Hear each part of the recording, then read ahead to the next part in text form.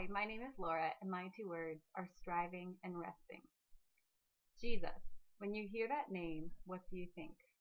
For me, it's been a name I've always known and always recognized. I could tell you a little bit about him, even from a young age. If you had asked me, I would have told you he's also a man, that he died to save me from my sins, and that he also rose again. For some people, that might sound like crazy talk, but for me, those are things I've always believed. Um, if you'd also asked me about myself, I could have told you a few things. I would have told you I am not God, so I'm not capable of perfection, that my sin and selfishness separates me from God, who is the very one I was created to know and the very one who gives me true life. But I could also tell you about the hope I have, knowing that Jesus lived the perfect life I could not live, and he died the death I deserved, so that I could live. In seeing the gap between me and Jesus, I reacted in two ways. The first is I recognized my need for him to save me, and I recognized my inability to save myself. So I transferred my trust from myself to Jesus. But I also continued to anxiously strive to live the life that I felt he required of me, so he wouldn't give up on me.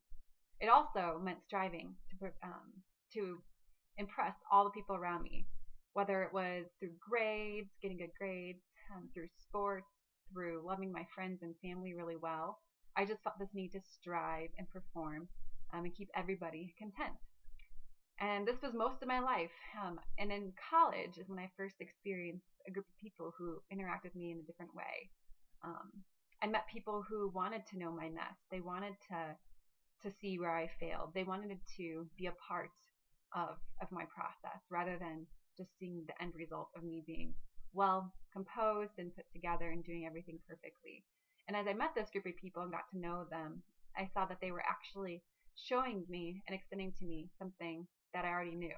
The grace that God offered me in the gospel to cease from my striving and to instead rest in what Jesus has done, my friends offered to me in the way that they didn't require me to be perfect friend and require me to have perfect grades and require me to make them happy all the time.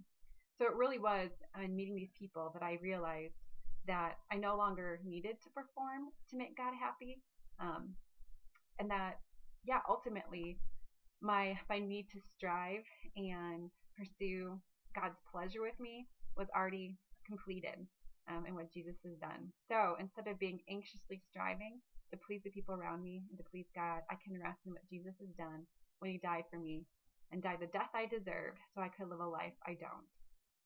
So striving and resting, those are my two words.